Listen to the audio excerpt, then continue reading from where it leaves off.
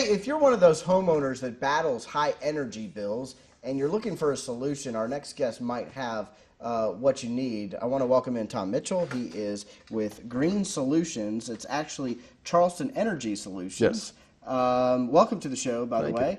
You own your own company. Yes. You're not a free service by any means, but No. I'll tell you what attracted me to your story is that you're not tied to the electric company. Correct. So your vested interest in saving people money is the same as the homeowners. So that's pretty cool.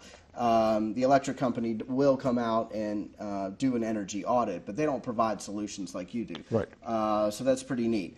All right, so first of all, welcome to the program. Thank you. Thanks for being here. My family has struggled with high energy costs, and we have worked with a few things. We actually didn't work with you. We didn't know about you. But after I met you, I thought, man, that would have been a cool option for me to explore. So what do? A homeowner calls you, and they have you come out and look at their house, right? Yeah, typically what'll happen is we'll get a call and we'll go out and do a 21-point home energy inspection for the homeowner. And we follow the guidelines very closely of the Department of Energy. They have a lot of programs in place that will save homeowners anywhere from 25